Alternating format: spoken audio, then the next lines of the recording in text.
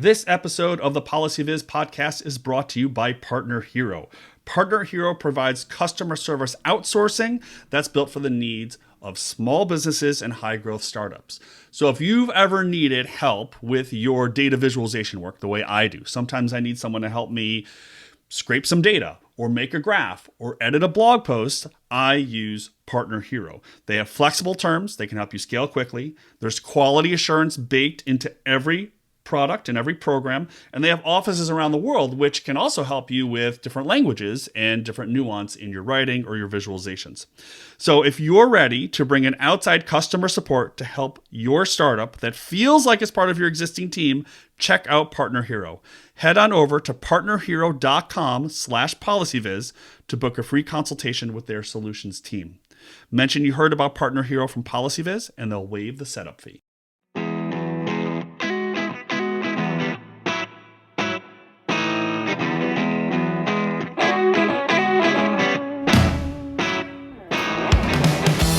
Welcome back to the PolicyViz podcast. I'm your host, John Schwabish. Happy New Year, everybody. I hope you had a great New Year, a great holiday. Glad to have you back listening to the show for another great set of episodes. I'm going to take you all the way through June of this year. I've got a whole set of great guests coming your way to kick off the new year. I'm really excited to bring you the authors of the new book, Functional Aesthetics for Data Visualization, Vidya Setlur from Tableau and Bridget Cogley. We talked for a while. I won't lie to you, when I get folks to come on the show, I say, yeah, we're going to chat for 25 or 30 minutes. And then we have a little bit of a chat before we actually start recording, make sure we're all on board of what we're going to talk about and the topics, and sort of have a list of questions we're ready to do. And we were chatting for a while before we recorded this, and then we recorded, and I couldn't stop. It was just, the conversation was so great. I think Vidya and Bridget are onto something with this book, sort of moving the data visualization field into the next stage of its evolution. Obviously, a lot of my writing is on best practices and step-by-steps and introductory pieces, but there is a need and there is a market for that next phase of the field. How do we sort of think about data visualization less as here's a chart, go read it, here's a bar chart, see if you can get it in 5 seconds, to thinking about the next form of data visualization as a language, not just as visual icons or that sort of content. So Vidya, Bridget, and I talked for almost an hour in this, but I think it's a great conversation. I think you're going to really enjoy it. So again, Happy New Year. I hope you'll enjoy this first episode of the PolicyViz podcast of 2023. So here's my conversation with Bridget and Vidya. Hi, Vidya. Hi, Bridget. Good morning. Early for you, Vidya, right? Hi. Yeah, it's 7:40. It's not too bad. But you're already at the office and ready to go. So, yep. Looking forward to this. So it's a pretty good start. Well, thanks so much for coming on the show. I'm going to, for folks who are watching the video, I'm going to hold up your new book, Functional Aesthetics. Great new book. Love it. I've already ruined it with all of my writing and my tags and folded pages and everything. I think it's great. I want to dive into a few sections of it. But I thought we'd start with just introductions. Maybe just tell folks, who you are and where you're working. And then we can talk about how you two got hooked up. You tell the story in the book, but maybe we'll give a preview for folks. And then we can talk about some content. So Vidya, you want to start? Yeah. Well, thanks for having me here. I'm the director of Tableau Research. I have been at Tableau for 10 years. I lead a really awesome team of interdisciplinary research scientists in the areas of data visualization, multimodal interaction, applied ML, and NLP. I got a PhD in computer graphics and NLP in 2005 from Northwestern. And I was at Nokia Research 7 years before I joined Tableau. I'll also just add, she writes a lot of papers and collaborates on a lot of papers. So she's really good at bringing together these teams of, people that wouldn't necessarily normally collaborate. She's like, hey, let's work on this. And, I've gotten to be a part of it once, which is really neat. So yeah, hopefully they'll be. I'm Bridget Cogley, and I'm the Chief Visualization Officer over at Versalytix. I'm also the co-founder. And then I am a Tableau Hall of Fame visionary. So I'm old enough in Tableau world to be retired. or at least semi-retired and put out to the pasture as far as like recognition goes. I started kind of using Tableau itself back in 2010, and before that did a lot of analysis in Excel. And then I started my career path as an American Sign Language interpreter. So when you read the book, I'm the practitioner voice in that book, whereas Vidya is the researcher. And really, together we come up with a lot of these spitball theories where it's like, well, I think this thing is true. Right. And you have this model in the book that I want to get to that tries to piece these together. But maybe we could start with how you two got together and teamed up to actually write this book. So it started with a Tableau user group over in Wisconsin. And so they reached out to me and said, hey, and I was doing this logic of dashboards talk, which was my whole, how do you build dashboards kind of with a logical frame in mind? And we were doing kind of a two-tug tour in Wisconsin. So we started out in Madison, and then the next day we're due to, show up in Milwaukee. And they had mentioned Vidya was going to be there. And they were like, well, we're trying to figure out transport and stuff. And I'm like, well, she just ride with us because, we drove our teeny tiny Fiat all the way out there because this is what we do. It's the Midwest for us. And so it's like, right. You just get in your car, you drive, just however many hours and what you do. And so, we get there. And what was really cool is Vidya went first and she presented and I was just watching her talk. And I can remember vividly getting chills because I was like, this is the missing piece to my talk, because I was really going from a semantic lens of you think about describing a room and how do you do that? And, calling out where people miss certain features of it or they don't do certain things grammatically. Whereas in American Sign Language, there is actually a grammatical convention to how you describe a room. Yeah. And Vidya, you definitely need to add to this. Yeah, for sure. It was my first TUG, Tableau user group. So I really didn't know what to expect. And my talk was not a traditional data viz talk. So I had stuff on semantics and user intent, and I had a Stroop effect exercise, which we talk about in the book, just, showing people how our brain works and how, if information does not align with or semantically align with how we see the world, our brain starts playing games with us. And so it was sort of this hands-on, participatory exercise. And so I did my thing. And then Bridget came up and she had this like lovely picture that kind of instigated the need for creating not only beautiful dashboards, but something meaningful. And all of a sudden for me, I was like, wow, this is such a beautiful segue from what I presented to what she's doing. And she was gracious enough to take me in their little Fiat car to Milwaukee. Yes. And I want you to picture this. So my husband's driving because I'm lazy. And then I'm in the passenger seat. And then Vidya is behind my husband. Her suitcase is in the back. And I swear she's like packed in like a little teeny tiny sardine because it's a Fiat. It is tiny. And she is happy as a clam back there. I mean, she's just smiling and great. Whereas I would just be like, but totally happy. And we talked the whole time. And I feel bad for Mike, but he was a good sport. But I will say that in addition to the similarities of the way we thought about data visualization, we also bonded over food. I mean, which is the most important part. Let's be real. Obviously, so absolutely. We're both vegetarian. We both love Indian food, and we started searching, on Google Maps, where is the closest Indian restaurant to go to, and that was the whole premise of that book cover, right? There's like this map of all the Indian restaurants, and then that's our conversation thread above the Fiat car, and we're making our way. And I just want to point out, like, these are actual Indian restaurants. Yeah. Like, this is real. This is not. This is like the Easter egg in the book. This is the hidden Easter egg. If you get the story behind the cover, and that's why it's like it's not a traditional data viz cover. Like they kept coming back to us with like these real futuristic the dashboard samples you always see. Yeah, right. It's the Pixbay, it's the Unsplash. You go there and you buy like the 5 dashboard templates that they have. Yeah. And we really wanted a lot of personality, and we wanted to kind of just showcase the journey. And so it's like, we're just going to do this. So it's a very metaphorical data viz without being a data viz. So And in this car trip journey, did you at the end of that, I don't know, what is it, an hour and a half between Madison and Milwaukee, something like that? At the end, were you both like, we need to team up on something? We don't know what it is. Do we need to where were you? Where did you end up at the end of that weekend? So we were going to, we chatted back and forth, and then it's like, well, we should do a 2020 talk together. And so we were really working. Tableau, we were also thinking about the Tableau conference. Yep. Right. Right. And then the pandemic happened, and the conference really didn't happen.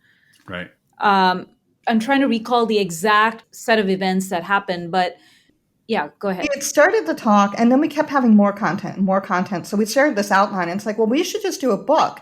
And I love Vidya for this because she's got some hustle. She's like, okay, we're putting together the book proposal. She's hitting publishers left and right. And I mean, she's just on it. Just on it, yeah. Yeah, well, the story there was we formed a social bubble with my son and his friends and their parents, and we all went to Lake Tahoe, and we stayed in this huge house. This was all before we were all vaccinated. Right. And, the world was falling apart, and I was like, okay, what's the worst that can happen? So wrote up a book proposal based on the content that Bridget and I had come up with for our original talk, and then just sent it to publishers, various publishers all over. And we were like, okay, let's wait and watch. And then within a few days, we started getting responses from these publishers, and we're like, whoa, okay, this is actually happening. Yeah. It's real. Yeah, that's exciting. Yeah. So let's talk about content in the book, because in that story, you both use the word semantics. And so I want to start there. So can you, and maybe, I don't know, I'll try to pick people so that we're not over talking. So we'll start with Bridget, maybe. Can you define for folks what you mean by semantics as it applies to data visualization? So semantics is the study of how we draw meaning in communication. And the whole premise of my initial talk is dashboards are a form of communication. A lot of times we think we're making a thing or we're making a widget, and they're really communicating. And so that's a part of it. And Vidya, I want you to chime in on this as well, because we really went kind of back and forth.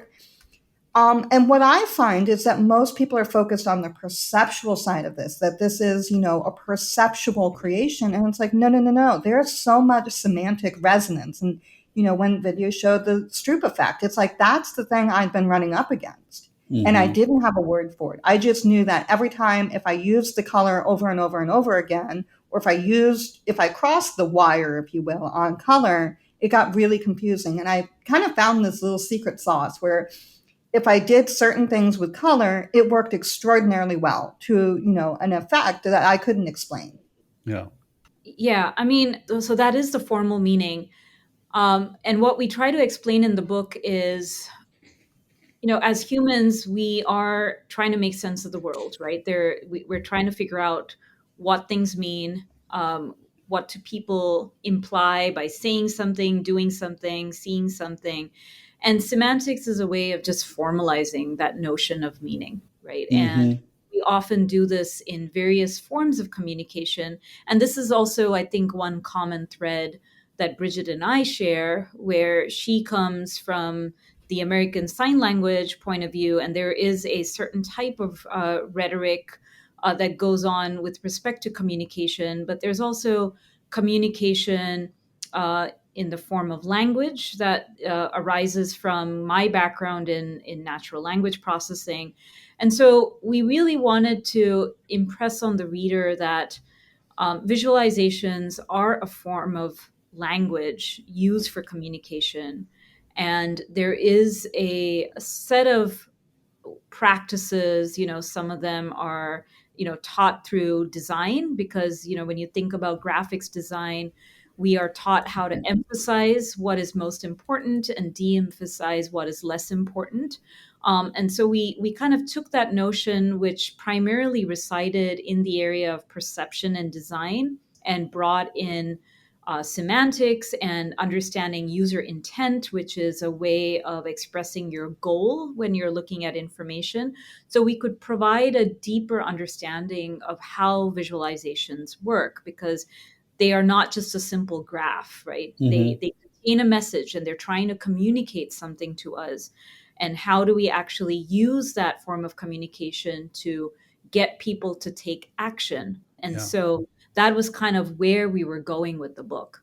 Right. And I really like that, Vidya introduced this idea of analytical conversation. And you think about how we converse back and forth, both with ourselves. So we start this initial pass with the data as an analyst, where we have a conversation with the data. And that happens at a very intimate register. We're digging into it, we're exploring it, and we have a bunch of shortcuts because it's only us in that conversation. So we can really embed a lot of that shortcut information where we understand what we're saying, but nobody else does. The challenge is then when we take that intimate conversation and we try to present it to the world and we don't put in the affordances to make other people able to understand it and navigate it, they struggle. And in the book, we highlight this. In part, it's the paper towel problem. It's like you have this great experience at a restaurant. You go to the bathroom, and this is like a huge problem for me. You wave your hands in front of that cute little paper towel machine, and you don't get any bloody paper towels. And then you sit there and you do all these antics to get paper towels. And it finally spits out like maybe an inch or two of paper. You pull at it, you're wiping your fingertips, and then you do what I do, which is the toddler thing, you wipe it on your pants. Yeah. Yep. And it's just like, and then, here you are in this nice restaurant with wet pants. And it's like, yeah, that's elegant.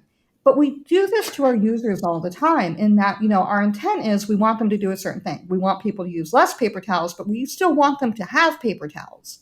It's just that the signals get mixed up and the wrong thing happens. And that's, we have that intimate conversation when we're exploring the data. We don't put out enough exposition to the users to truly follow the conversation, nor do we do it in a cohesive manner. I mean, it ends up like charts on a page, which makes sense to us because we have the verbal linkages that they do not. Right. Do you think that's just human behavior, that we just get so deep into, in this case, our data, that we just forget that our user hasn't been neck deep in the data for 6 months the way we have?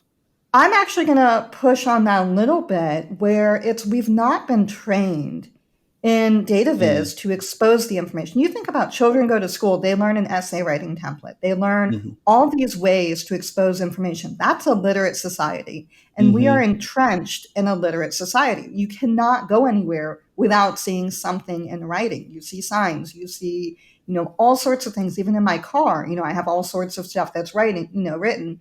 And it's really, really hard to navigate the world if you can't read, extraordinarily. Yeah. And with data visualization, this is another competency skill. So we've got a graphic where we talk about like numeracy as the basis, then literacy, and then this is the third tier. And so I constantly mention, data visualization is the third tier because it's not just, okay, we're getting information from it, but it's becoming a primary source of information. We are actually learning directly from the chart, i.e. COVID, where we are starting to see, case trends. We're starting to see a lot more visualization incorporated often as the lead in a news story rather than the supplement. So that is the primary way of getting the information.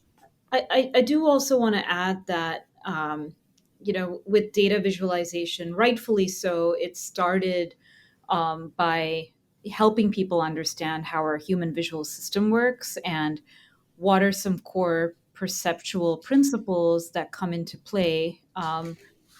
Explaining, for example, when a bar chart should be used or, when a pie chart can be used, or like stacked bars may not be good for comparing values.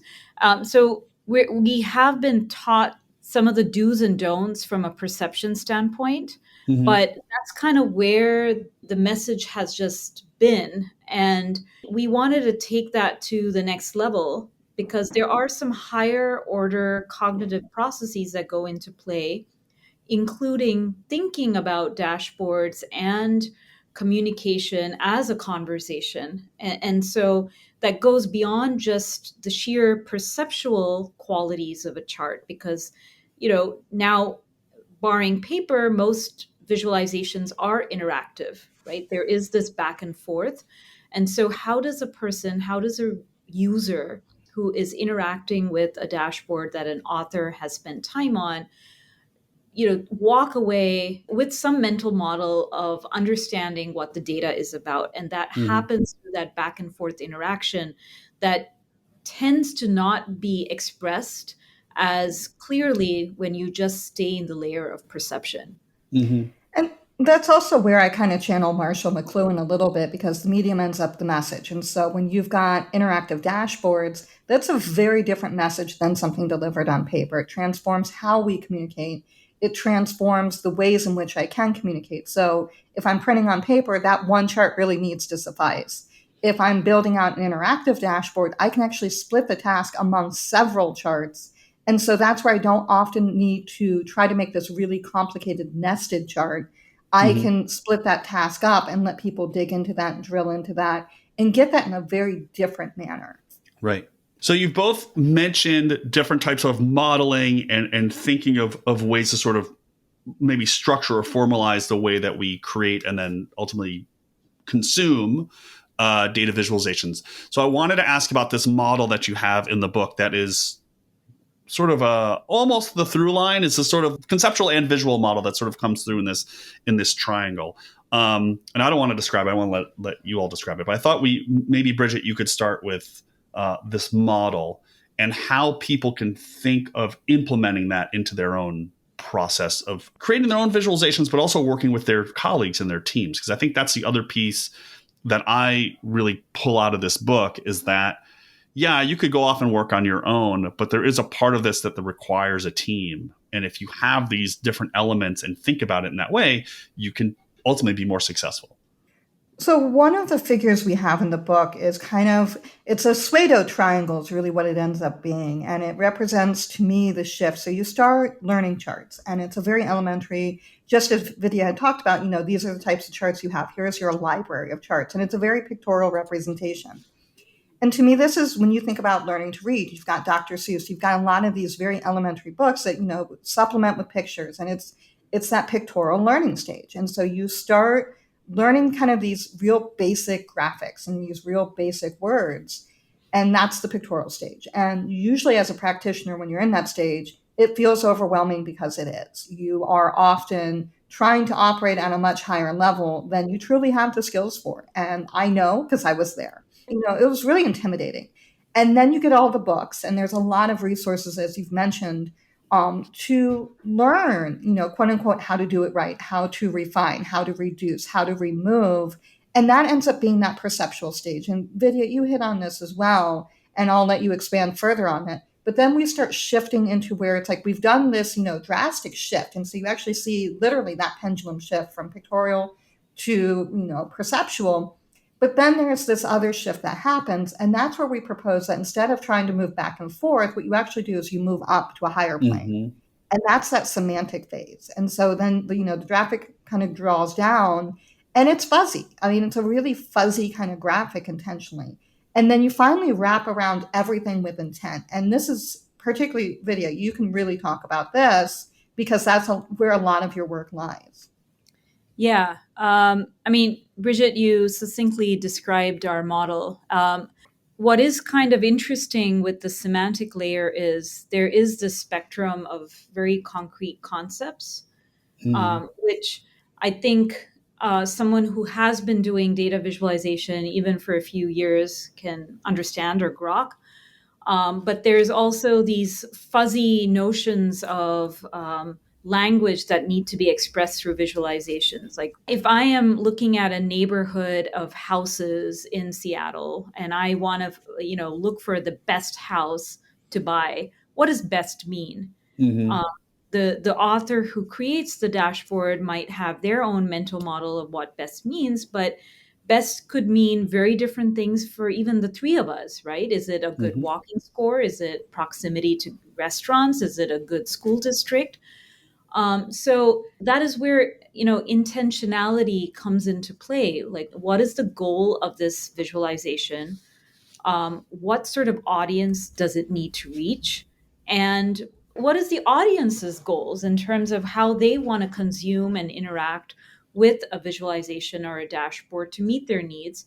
And there needs to be a way to embrace that fuzziness in semantics, where there's either clear directive, and we might get into this topic of using text with charts, because I think text is a very effective way of either enriching visual communication, or it could exist on its own, kind of going back to what Bridget alluded to with the medium is the message. We are exploring other types of media beyond just the traditional dashboard, and so other forms of communication might come into bear. And that is why intentionality is sort of the glue that helps the author with certain directives in terms of how the dashboard needs to be crafted to meet a certain goal, and also provides guidelines or scaffolds to the user or the interactor so that they understand what the goal of that dashboard might be. And what was really neat about this whole process is I was able to draw in interpreting models. And you think that you've got language transfer and, how does this relate to data visualization? But it really, really does, because, to me, I see my work not as, oh, this is so different from interpreting, but I'm actually interpreting from data to charts. I'm rendering a message that somebody else is designed to, take. And that takes into account where it's happening. So where is this message occurring? When it's interpreting, it's occurring at a doctor's office, or, maybe in a court of law. When I'm doing data visualization, it may be occurring at a business where I'm giving this to a high level executive, or maybe this is on a flat panel screen where people are walking by it daily. All of that informs how I create that message. So that setting and that kind of place matters. And then you've got tone. What is the intent or the tone of this? And you really want to set that mood. And we really care a lot about that. And you can do that by color. You can do that by arrangement. There's all these. And that was my logic of dashboards talk, was really, how do you create that mood? How do you create that message? And that also affects, looking at, am I putting this on a telephone? And so I'm, scrolling this way, and that affects interactivity. So, am I using a mouse where I've got a lot more refined clicking space, or am I using my finger where it's actually a really kind of fuzzy, not very specific space? Right. All of that has to be taken into account. Yeah.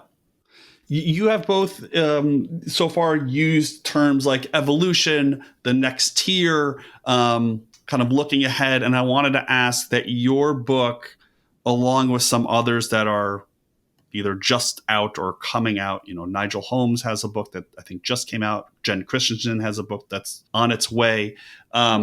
These books feel like they are the next evolution or the next tier of the data visualization book, the visualization library, as it were. There are and always will be the needs for the intro books, for the grammar, the language, right? Like we need punctuation. So where's the right spot? And then how do you push the boundaries? But and maybe Vidya, we'll start with you. Like, do you view this book as that next evolution? I don't want to say next level, because that's not really fair, but next evolution in the data viz library, the data viz field? Yeah, I think there are few levels or layers of data visualization that we're trying to pull on. First of all, at least from my standpoint, data visualization is no longer a field just for academia. I come from research, and we often get into, let's run a perceptual experiment to assess how useful this chart is. And I'm not trying to discount that it's not important. It's absolutely important, but it's not just that. And we have reached a point where there is so much of wealth of knowledge that practitioners have brought into the field, with Bridget and so many more. I've seen this, particularly with the Tableau community that I have been part of. And there hasn't really been much effort in trying to bridge the two worlds. I feel like, the academic community and the practitioner community, we do talk and care about similar stuff. We just have different ways of expressing it. And there are kind of different sides to that same coin, so to speak. And so we wanted this book to sort of bridge those two worlds together, where we come together on these common topics and we share these different perspectives. So that was, I think, the first step, because I feel like there's a lot of books that are either skewed more towards the practice side or more towards the research side. And so we wanted to Right. help bridge that. And then the second aspect is, yes, I mean, perception is just one form of that equation, right? There's like obvious questions that people need to understand. How do you actually discern different magnitudes of values, compare different values? When is a bar chart more, effective than a pie chart, or vice Yeah. versa? But to us, I think the most interesting set of questions is when we actually think of visualizations as a form of communication. And with our kind of diverse backgrounds that both really consider visualizations as a form of communication, we really wanted to bring to bear that it's a language. And yes, the punctuation is important, but let's not stop there. Let's try to come up with ways in which we can string words and phrases together and come up with actual sentences that help assign meaning to what we see, and how do we use icons and colors and have and really paint a very deep understanding of how visualizations work. And we have also moved to a place where we are, thinking of other forms of seeing and understanding data. And it's not just, through visual form. We have chatbots, we have Slack and Microsoft Teams where people are asking questions. And, sometimes you may not need a chart. You may need text or a different type of modality to bring insights to people. So we really want people to kind of understand the breadth and depth of the field and provide some sneak peek into where the field is heading towards, as we share in the latter parts of the book. Yeah. And I want to pull on a couple of threads there because there's, a broader data representation that we're starting to hit into. And, I've seen that term kind of mentioned by a few other people as well. So it's not my term, so don't. But, when you think about data sonification, when you think about physicalization and just being able to represent data in a myriad of ways. I mean, some of this is really, really old. We've done this for countless of millennia. Right. But then some of this is really, really new. And so, intersecting a little bit with that to me is also part of the conversation. I do want to go back a little bit where Vidya was talking about kind of research and practice. And what I found for me, it's like, in the practitioner community space, we're always looking at, research as proof. Like, well, I did this thing and I want proof. And so we see research as that definitive proof. And what was really cool is we were talking one time and working on a chapter, and it's like, for Vidya, it's like when something from research rolls out into practice, that is proof. And it was just like this light bulb moment for me. Like, we really are two sides of that coin. And that was the beauty in working together, is really being able to kind of see these things come together, really see how they play together. And then what's been really fun for me, at least, is seeing the research projects that come from the book. So, we've written this book. We already did one research into text and charts. And, and it came initially from something I thought was throwaway. We had talked about this. I put a segment in the text and charts kind of chapter just about over-texting. And a lot of times what we do is we divorce the text from the visual. So you have this, huge long paragraph and then a chart, and they're separated.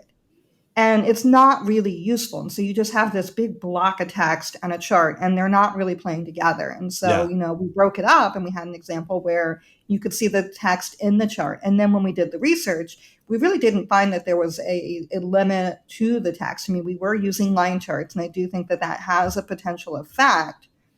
But we were, testing how much annotation could we put on this thing before people said it's too cluttered.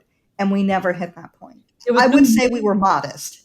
Yeah, there was no notion of over texting when we actually did the research, which was kind of interesting. Yeah. Okay, so I want to make 2 points and then move on to another question. So first is, I would be remiss if I didn't mention the VizCom workshop, which is one of the IEEE workshops that is trying to do this bridging. So I'll put that in the show notes for people who want to check it out. But there is this clear movement to try to bridge the gaps. And Bridget, to your point you just made, I mean, this is a point that I talk about with all of my people I work with and all my clients. I mean, it is funny to me when I talk to people about, let's make your chart title more active. Let's tell the story, the argument in the chart title. And they'll say, especially government folks, they'll say, well, we can't do that because will be deemed as being partisan or not being objective. And I'll say, okay, yeah, I get that. Let's not do that. But let's see what you wrote about it in the report. And Bridget, just like you just said, like 99 times out of 100, 999 times out of 1,000, the sentence in the report, in the text, is the argument. And then they move on to the next thing. And there's still this separation, I think, between the visual and the text, which is amazing to me. It doesn't surprise me at all, because we actually have this exact same problem with interpreting. It's like, oh, well, but I'm not in the room. It's like, no, you really are. And there's this whole model from interpreting called demand control schema. And what it does is it acknowledges your impact on the message. And so you're not this neutral party. The whole myth of neutrality is just that. It's a myth. It's a story we like to tell ourselves and console ourselves that, oh, it's our way of exiting harm, and it's not. And so you're an active participant in crafting that message. And regardless of who you are, you're in the room. And typically neutrality is only afforded to certain types of people. And that's the other thing that we're not necessarily discussing. But, you are an active participant and you are shaping that analysis. And in the interpreting world, you're responsible for crafting a message that people understand.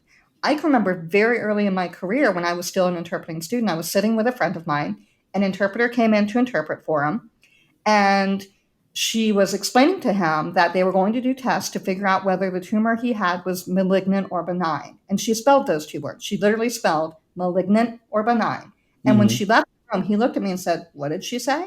And I had to tell my friend, we don't know if you have cancer or not, but they're going to do tests and find out. Right. And that's what we do with data visualization all the time. We take no ownership of the message. We simply pass through, and we do a disservice to our users because we're not helping distill that message. I mean, that is the goal. Yeah. Okay. So on text. So I want to read this for listeners, because I think this might be my favorite sentence from the whole book. So this is in kind of towards the beginning. So, okay. So you both write, charts are not intuitively read. Instead, consumers rely on outside narration, expanded supplemental text, and numeracy to navigate what the visualization shows. I mean, I think this is so important and so great. And I want to give you I don't even know if I have a question here other than maybe my question is, do you think that when people say a chart should be instantly understood, or like the 3-second rule, I'm going to guess you both think that that's not true. I mean, I don't think it's true because of this exact point about text. So I don't really have a broader question here other than to just give you a chance to talk about the importance of text. You've already mentioned a little bit. So maybe we'll start with Bridget. I see you're raring to go on this question. You see the toddler bouncing back and forth. So I've got a few things to say about that. So charts to me are like classifiers. And in English, a classifier word is a word like bundle. So if I talk about a bundle, you have no clue what I'm talking about. I'm talking about a agglomerate of things. But, it could be a bundle of wood. It could be a bundle of software. It could be a bundle of books. And you have no context for what it is. Mm-hmm. Charts are a tool for expressing data, and we fill them with intent, and we use perception to help guide users through it. But, you have to have the words to convey what that thing is. You have to have the numbers to really provide a sense of scale.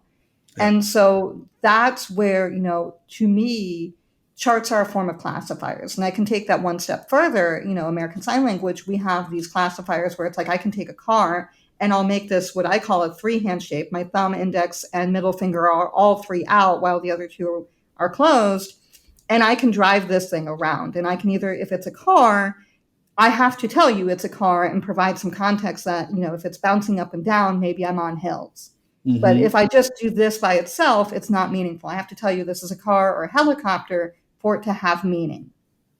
Mm. And so that's kind of part one. The 3-second rule, I have a lot of probably personal rants about that because our communication isn't that efficient. And, we have this, and that's where you end up, to me, in bar chart hell, where everything's a bar chart because that's the fastest thing to understand. Mm-hmm. But, back to kind of the thinking fast and slow methodology, you want to have people be able to dig in and have that deep dive.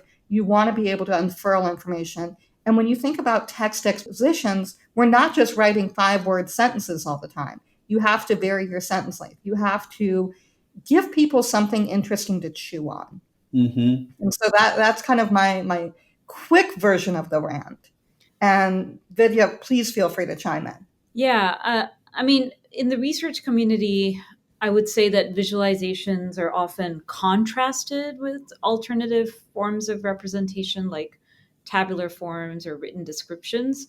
Hmm. But in reality, most charts are displayed with some accompanying charts, whether it's titles, annotations, or captions, right? And so there has been an actual push within the research community that text should be considered co-equal to visualizations, and calling on researchers to devote more attention to readability and how do you actually integrate both text and charts in terms of their takeaways, users' takeaways. And so there's been kind of growing body of work that explores that role of text that plays in visual analysis. And in fact, there have been studies that have shown that users don't always prefer charts, especially in chatbots, they actually just prefer text. Hmm. And with modalities like voice, I mean, there's no form factor that affords for any sort of visual display.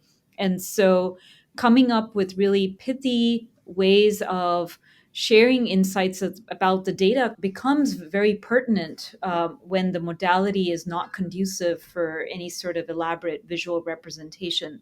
Yeah. Which also intersects with accessibility. I That's mean, right. making sure that when, people are using screen readers, they're getting an equivalent message. And this is another area where we've historically fallen flat.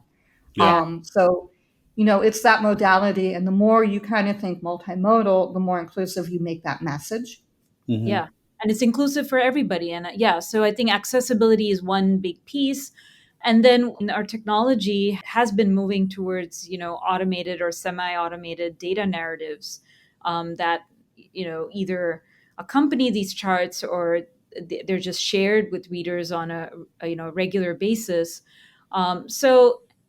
Textual description has shown to be pretty influential with respect to these visual components. And that's why we decided to have a chapter dedicated just for text and charts. And as Bridget mentioned, we had a paper that was presented at the IEEE Visualization Conference that really goes into further understanding when is text preferred over charts, and how do the various semantic levels of text influence both the reader's takeaway of what they're getting away from the data, but also their own preferences. Is it text just describing statistical features in the chart, all the way to higher level takeaways? So it's a very interesting field, and Hmm. I feel like we need to pay more attention to text because it is a first class citizen. And what was really interesting about that paper is we found that certain levels of text worked better in certain locations. So it's like if you're making a very general statement, that's a great place for a headline. If you're Hmm. starting to know, physical notes about the trend, so it's like it's trending up or this is a peak and you're talking about what transpired, it's best to do that in place. And to me, this really aligns well with American Sign Language. If I'm talking about certain things, I'm going to tightly reference. So that deictic referencing, I'm making a space for it, I'm pointing, I'm using a lot of close and space behaviors of this incident right here. And Hmm. all of that helps foster that communication.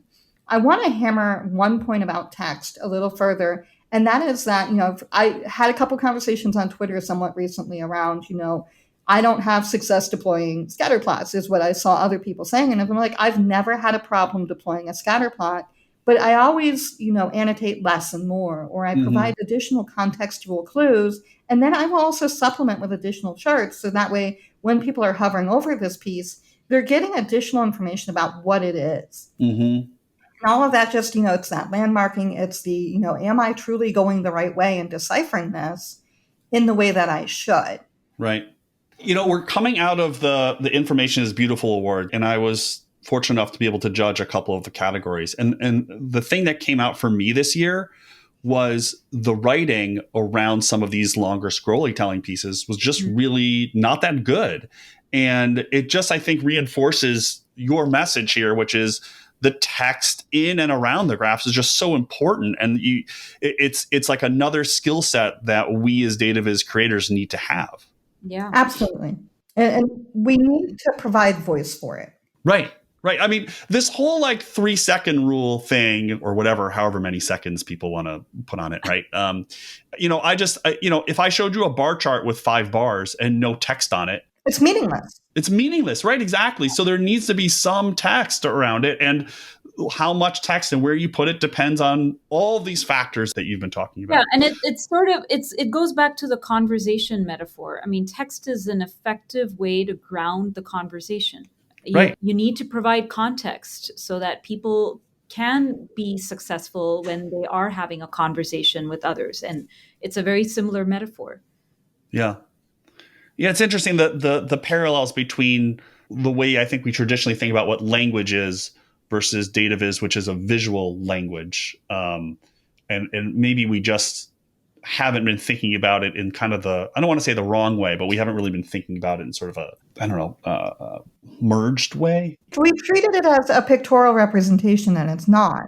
It's a lot more nuanced than that. It's got a lot more systematic capabilities. I mean, we've seen that as far back as grammar of graphics and, being able to formulate it so that you can construct a wide variety of visualizations, you know? And so to me, moving into the next step of how do you construct these so that, multiple charts are working together to have that conversation, integrating intent, because that intent piece, we really underestimate it. And then we really underestimate the semantic systems that allow us to express that message. Mm-hmm. So we've been going for a while, and I feel like we could keep talking for a while. I do want to end on one last thing, because at the last chapter of the book, you provide, well, it's across several pages, but you provide essentially a big planning critique type grid. And I was hoping you could talk just a little bit about what the grid is and how you thought about it, because it's different than some other ones I've seen out there. This is very binary. It's like, did you do this thing? Yes or no? And I also am curious about how you've used it. Probably Bridget, I think the question is sort of different for each of you. Bridget, probably in your own work or in work with clients. And then Vidya, if you've used these sorts of things in teaching and how students have sort of reacted to that. So I don't know who to start with. Maybe, I don't know who wants to start about talking about the grid itself. Bridget should start with, how the whole thing came about. And then So for me, the book it's a big book. I mean, there is a lot there. And for me, sometimes there's that challenge of how do you take something very conceptual and put it into play? How do you do it? How do you make it work?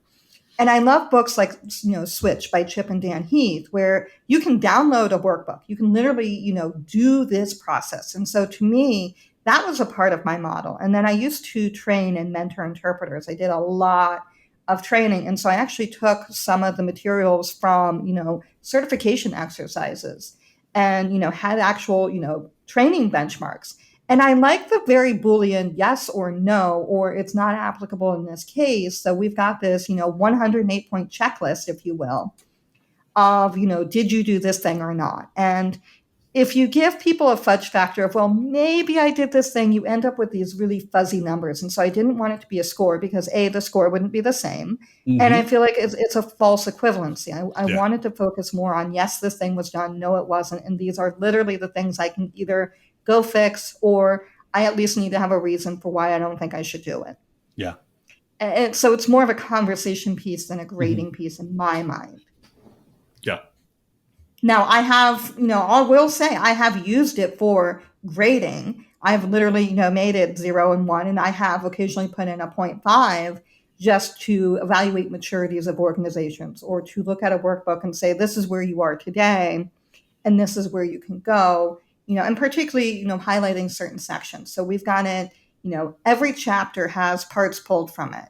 And then we've also pulled in these triangles. So we have these landmark triangles calling out certain key points. And we've actually put it right in the tool as well. So you can go back and find the thing that it references. So it's not just I pulled it out of a hat. This is real and in the book. And truly, every point can be kind of tied back to something. And to your point, and then Vidya, I want to give you a chance to talk about too, but to your point about how a grid like this can be used, it's like any other skill, right? You could use it at the very beginning to be like, did I do this? Yes or no, to a more nuanced thing as you become more experienced and, maybe your data get more complex or something where there's gradients to all this. But yeah, I think you're right on, Bridget, that like you've been talking about this whole hour, right? It depends on who the audience is, depends on your experience and how and all of these things, that a grid like this, you can use it to help grow. And you might not, you start today as a data visualization person who just learned whatever tool or Tableau or whatever it is, and you use it yes, no, and 5 years from now, you're like, well, I've expanded this, I've grown it in very different ways. And now I use a scale and I'm focusing on different things. And you can see it by section, which to me is Yeah. what's key, because you can trace it back to, I'm not using text enough. Right. My cohesion systems aren't there. Right. So Vidya, I wanted to give you a second here to talk about whether you've been using it in either research or teaching. Yeah, actually in both. So, so in research, we actually took a bunch of these heuristics from the checklist, and we kind of appropriated that to how to evaluate dashboards for facilitating what we call kind of a cooperative conversation between the dashboard by itself and the user. And I hesitate to say reader because, these dashboards are interactive, right, and they're not static. But most recently, I just came back from a wonderful trip to India, and I used a lot of the book as a textbook in class, where I taught 60 students who had no background in data visualization, over 5 weeks. And I used the checklist for two main goals. One of them was, most of these students, even though they did not have any formal training or any class on data visualization, were familiar with charts because of how prevalent these charts are, as simple as looking at a map or looking at the news channel where they see like political information and trends. So I really wanted them to understand how to even critique visualizations that they see around them. When do you trust a visualization? How do you understand it? So we used the checklist or a modified form of that so that I could get them to kind of talk about the visualization and critique it in a way with some guidelines, right? Some guardrails. And as we moved along the course, and as these students learned how to create their own visualizations, either using Tableau or D3, I got them to, self-evaluate their own creations through the checklist. And given that they had done this exercise on other people's, dashboards, they were familiar with the language and the expectations of the checklist to try it on themselves. And some of them, as part of their final group project, took existing dashboards, identified certain places where they could improve the dashboard, and then reran the checklist on their, improved dashboards to see if it actually swayed the needle. And we found in general that, and I did this checklist exercise even with practitioners out in the world beyond just students. And what we found was, people were pretty good at understanding kind of basic graphic design when creating charts because there's so much prevalent literature out there. But, the use of icons, the use of semantics across charts, thinking more deeply about color, thinking about the placement of text, the use of scaffolds to guide, the user in terms of where they should look at, being more thoughtful about which charts should be made larger and where they should be placed, I think were things that sort of came out when they looked at the checklist, which I thought was kind of fascinating. Mm-hmm. Yeah. And what I like as a practitioner is, a lot of times, in the practitioner space, we provide feedback on our opinion, what we like. And it kind of becomes, I'm going to make you in my image. Yeah. And, from an interpreting standpoint, you don't like that. I mean, because you have a rendition, you have a reason for the rendition.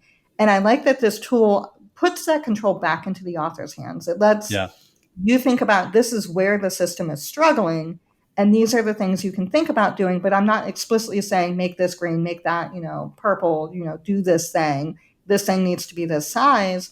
I'm empowering the author to make those decisions so that they can take into account their intent and the semantic systems they want to leverage for this particular rendition. Right. And you'll notice I'm going to keep hammering the word rendition. Yeah. because it's not, I mean, if you put, 7 chart makers together or 7, data visualization people, you're going to have 7 different renditions. And it's not that one is right and 6 are wrong. Yeah. Right. Wow. This was fantastic. Not surprised. Great book. Love it. Love where you're headed with this in terms of where you're providing, I think, a resource and service really to the data viz field to sort of help move us forward in the way we should be thinking about data viz. So Bridget and Vidya, thanks so much for coming on the show. Thanks for staying longer than we had planned. I know I usually say 25, 30 minutes, we'll just chat. But this was so interesting. I couldn't stop us. So thanks so much for coming on the show. Really appreciate it. Thank you. Thank you so much. It was a lot of fun. And thanks to everyone for tuning into this week's episode of the show. I hope you enjoyed that. I hope you'll check out their book, Functional Aesthetics. Great book. Also check out the website. And of course, check out all the links in the show notes. There's a lot of stuff in there, so go explore it. Take a look. And of course, if you have a chance, go check out Partner Hero, the sponsor of this week's episode of the show. And if you'd like to support the show, please consider reviewing it on your favorite podcast provider. If you'd like to sign up for the Winnow app, you can do a free version, you could do a paid version, or if you'd like to support the show financially, check out Patreon, PayPal, or any of the other ways that I am providing content and connecting with you. So until next time, this has been the PolicyViz podcast. Thanks so much for listening. The whole team helps bring you the PolicyViz podcast. Intro and outro music is provided by the NRIs, a band based here in Northern Virginia. Audio editing is provided by Ken Skaggs. Design and promotion is created with assistance from Sharon Satsky Ramirez, and each episode is transcribed by Jenny Transcription Services. If you'd like to help support the podcast, please share and review it on iTunes, Stitcher, Spotify, YouTube, or wherever you get your podcasts. The PolicyViz podcast is ad-free and supported by listeners, but if you would like to help support the show financially, please visit our Winnow app, PayPal page, or Patreon page, all linked and available at PolicyViz.com.